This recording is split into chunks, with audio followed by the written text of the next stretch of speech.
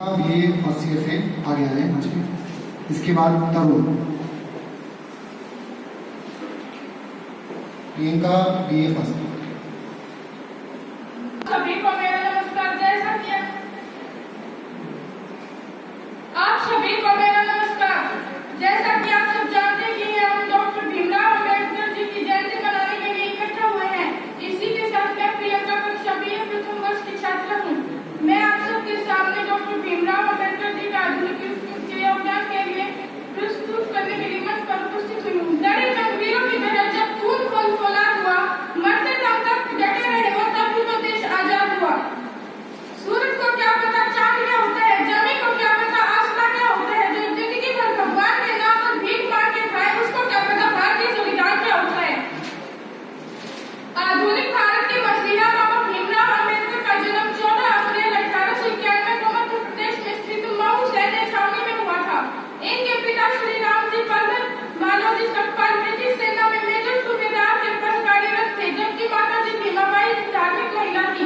बाबा साहेब अंबेडकर का बचपन का नाम रामजी सकपाल था। इनके पिता कबीरपंथी व्यक्ति एवं सैन्य सेवा में रहे थे, जिसके कारण डॉक्टर भीमराव के जीवन में भी अनुशासन अनिवार्य तत्व के रूप में समाहित हो गया। भारतीय संविधान के निर्माता, दलितों के मसीहा एवं आधुनिक मनो के नाम से प्रसिद्ध डॉक्टर बाबा साहेब अंबेडकर का भारतीय जनमानस के जीवन पर गहरा प्रभाव है।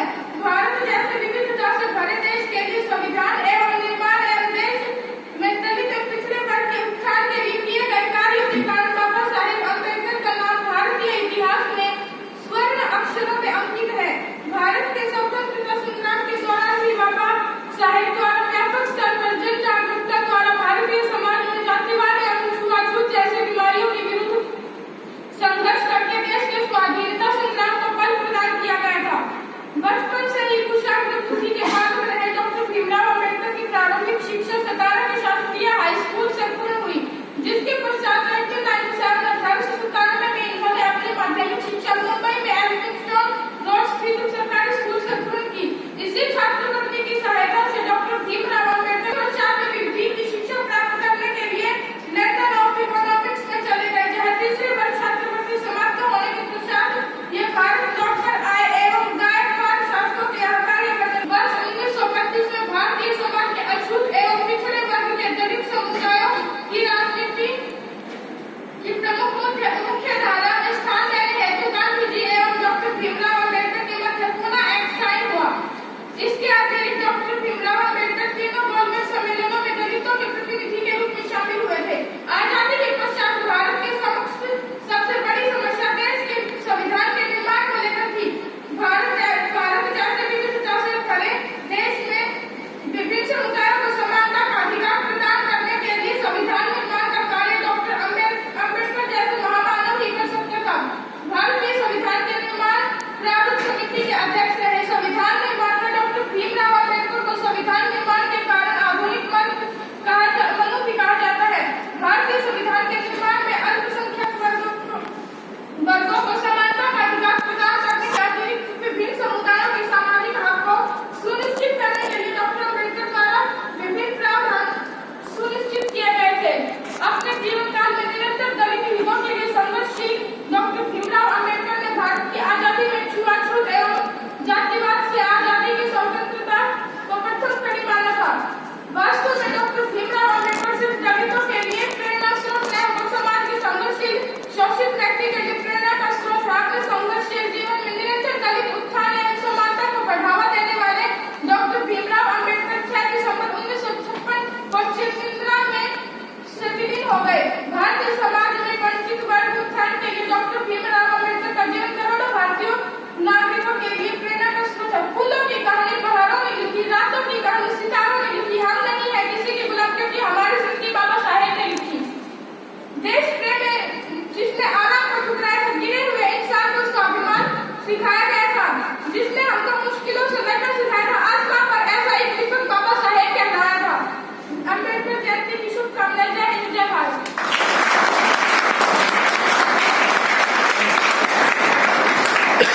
नेक्स्ट इवेंट तरुण और उनके बाद रोहित बीए फर्स्ट। सभी प्राध्यापक व मेरे सहपाठियों, मेरा नाम रतन है और आज मैं आपको बाबा साहेब भीमराव अम्बेडकर जी के जीवन के बारे में कुछ बताना चाहूँगा। हमारे देश में कई ऐसे महापुरुषों ने जन्म लिया है जो अपने त्याग और बलिदान के लिए प्रसिद्ध हुए, लेकिन एक गरीब, दलित और शोषित वर्ग में जन्म लेने वाले महापुरुषों में डॉक्टर भीमराव अम्बेडकर का नाम लिया जाता है और बहुत सम्मान से जाना जाता है। भीमराव अम्बेडकर का जन्म 14 अप्रैल 1891 को महाराष्ट्र प्रांत के रत्नागिरी जिले के अम्बपड़े गांव में महार जाति में हुआ था। महाराष्ट्र में महार एक वीर जाति थी जिसने प्राचीन काल में कई सेनाओं में भाग लेकर प्रसिद्धि प्राप्त की थी, लेकिन इसे अछूत जाति माना जाता है। उनके पिता रामजीराव ब्रिटिश सेना में सूबेदार थे जिन्होंने अपनी बहादुरी के लिए कई पदक जीते थे और माँ भीमाबाई की एक सैन्य मेजर की बेटी थी। डॉक्टर अम्बेडकर अपने माता पिता की 14वीं संतान थे। डॉक्टर अम्बेडकर का बचपन बड़ी पीड़ा और संघर्ष में बीता। उनके बचपन का नाम सकपाल था जो बाद में भीमराव अम्बेडकर के नाम से प्रसिद्ध हुए। DSc की डिग्री हासिल की और बार एडलो की उपाधि प्राप्त कर विश्वदेश लौटे। अम्बेडकर ने समाज में सुधार लाने का निश्चय किया था। वह जाति व्यवस्था और छुआछूत को जड़ से समाप्त करना चाहते थे। वे समाज में क्रांतिकारी परिवर्तन लाना चाहते थे। उन्होंने अछूतों को अपने पैरों पर खड़े होने के लिए प्रेरित किया।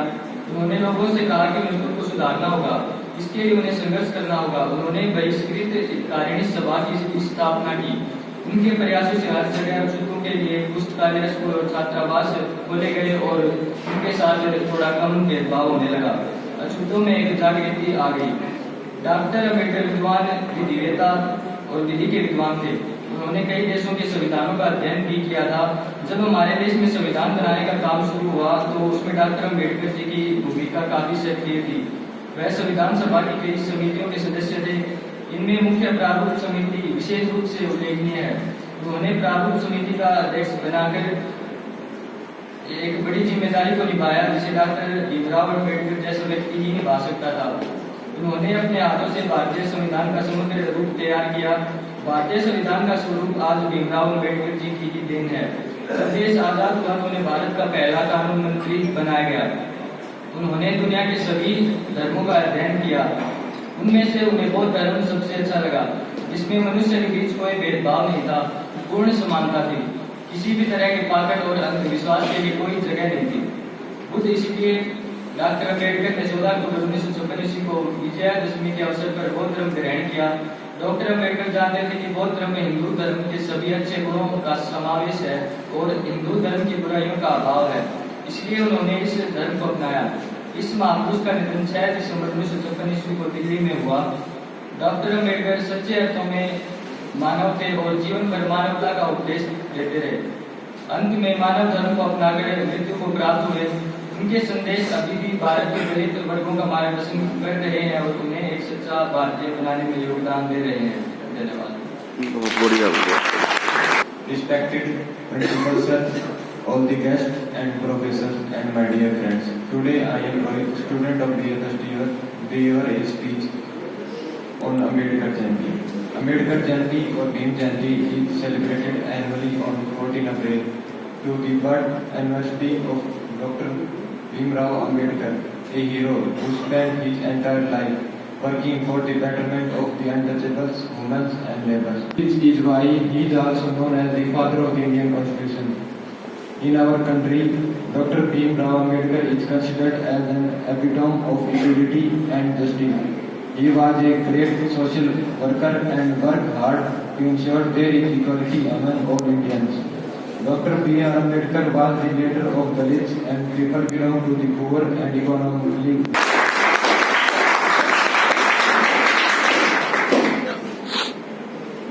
नेक्स्ट स्टूडेंट संजय वर्मा और उसके बाद ललिता।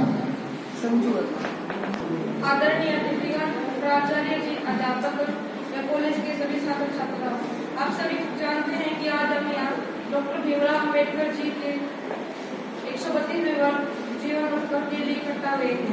मैं संजू वर्मा कक्षा बी फर्स्ट की छात्रा हूँ। मैं डॉक्टर भीमराव अम्बेडकर के जीवन के बारे में कुछ बताना चाहती हूँ। डॉक्टर भीमराव अम्बेडकर और उनके पिता मुंबई शहर के एक ऐसे मकान में रहने गए जहाँ एक ही कमरे में पहले से 1.5 गरीब